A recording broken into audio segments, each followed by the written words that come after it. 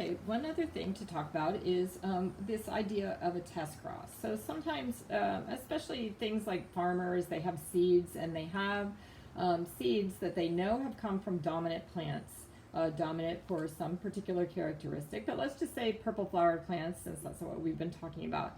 And they're concerned, they want to know if they're going to have white flowered plants in the mix or not. In this example, that's probably a farmer doesn't really care if they're purple or white, but they might care about seed color. They might care about something like the constriction of the seed pod versus full seed pods, etc. So anyway, any dominant trait, the question is, does it have the recessive trait present or not? So what's the best cross that a farmer could do quickly, in other words, like one cross, and see if that was actually, in fact, a recessive trait present or not. So the most effective way to do that is to do it with a known recessive trait individual, because this gives you a 50% probability of having that recessive trait come out. Notice over here on the left-hand side, if I had a dominant trait right there, then this would all be dominant, so that my outcome would all be the dominant trait showing up. So this is called a test cross. All right. Now we're going to go through some modifications of Mendel's ideas. A lot of times people just say, Mendel's ideas were, so modified that actually they're not true anymore. They're still the basis from which we are working from. And one of the modifications or one of the first ones that I want to talk about is codominance. This is where both alleles in a gene pair are expressed fully. So an example of this is AB blood type. So let's just go over blood type here, because this is something that you need to know for lab as well. So go ahead and take a second and write down the information in this table. So there are 4 blood groups. There's A, B, AB, and O. The O blood group is recessive. So this is represented here by little i's. All right. Now, if you are looking at the genotype for A, you can either be dominant, that is capital I with both genes for A, or you can have capital I with the gene for A and little I, which is the O gene. This is kind of a shorthand way to write it. That is capital A, or capital A, O.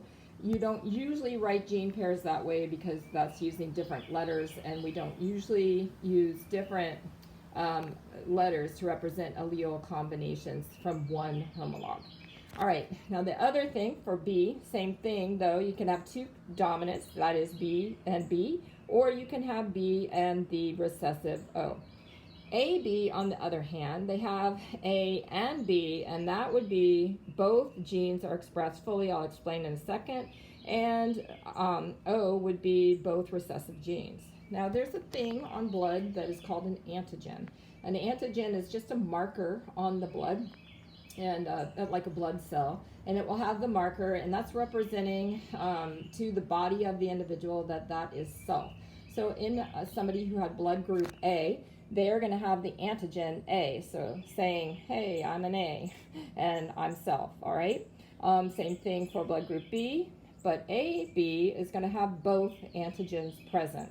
So they are expressed fully, both antigens are found on the blood group, and O would have no antigens at all, which is why O can be used in other people, because they do not make antibodies for other people. All right, so if I, though, had a blood type and I got blood from somebody else, if it was type A, I'd recognize that as self, so that would not be a problem. If it was type O, I would not recognize it at all because it has no antigens on it. But if it was type B, I would make something called an antibody against it. Antibodies are found in the body to attack things that come into our body that are foreign, and they take them out. Basically, they are going to just engulf them, break them down, somehow remove them from your body. All right, so I would have antibody B in blood group A if I had, somebody else's blood. Likewise, if I had B, I'm going to recognize B as self, O is nothing, and A, I'm going to make antibodies against. Blood group AB, since it has both antigens, it's going to recognize both A and B as self and O as self, so it will make no antibodies at all. And if you have blood group O, it's going to make antibodies against everyone. Okay? All right, so just looking at a blood cell over here, this top one, what blood group is that? So it has the antigen A on it. So this is blood group A. If it has O, then it has no antigens on it. These are A and representing A and O. Now down here, there's another factor called the rhesus factor. You've probably heard of it before. If you have it, you are positive. If you don't have it, you are negative. This is a dominant gene. So in this blood group, I have A and B and the positive. So I am AB positive. All right? Now AB positive, the same thing holds true with the antibody response. So if I was a rhesus factor negative and I put a positive person's blood into my bloodstream, I would make antibodies against it. So this group right here, this is O negative because it has no antibodies at all. This blood type can be accepted by all other blood groups and no one would recognize that as foreign. So O negative is your blood group that is recognized as the universal donor. AB positive, on the other hand, is recognized as the universal acceptor. It can accept any blood group at all and would not recognize it as foreign. All right, so that's kind of about blood typing. All right, so that's something called codominance, AB. It is also representing something that we call multiple alleles in the population. That is, in a particular person, I only have two possible alleles, all right? Two possible alleles, two possible ones. But in my population, I have all these alleles. I have A, B, and O as possible alleles, all right? So that is multiple alleles in a population. And that same thing is true for like hair color, skin color, etc., that kind of thing. Okay, over here, the third thing that we want to talk about is something called incomplete dominance. Incomplete dominance is it's where if you have two alleles and they are mixed in heterozygous condition, they show a mix of phenotype. So in this case, pinks, the example of pinks and flowers is a common one to consider. Okay, so in the parent generation, I had red and white flowers, and they each donated a factor, and my first generation is going to be all pink. All right, so that's how that would work. If I cross pink with pink, it's like heterozygous with heterozygous, and I'm going to end up with like the ratio similar to what I came up with before, except for the heterozygous, that is the dominant and recessive together, are going to be pink. Okay, so they're not truly dominant and recessive. They're kind of a mix. Okay, so that's what we call incomplete dominance. Okay, the next one is something called polygenic inheritance. This is where you have many genes that contribute to one trait. An example is height in humans. In other words, I have genes for, say, bone elongation, for growth, when I do my big growth, hormone control, a lot of different things that go into height. And also another example is skin color. And these things are showing you, if I were to plot these out, the graph of this would not be discrete. In other words, I don't have just definite ones of each of those things. I'm going to have a curve of all the variations of in between. So in other words, a bell-shaped curve. So a height in humans, for example, is not just 5'8", 5'9". It's going to be 5'8.2", 5'8.3", etc., that kind of thing. All right, so anyway, the next one is called epistasis. Epistasis is where you have gene interaction. So this is where you have two genes and they're going to interact to do something.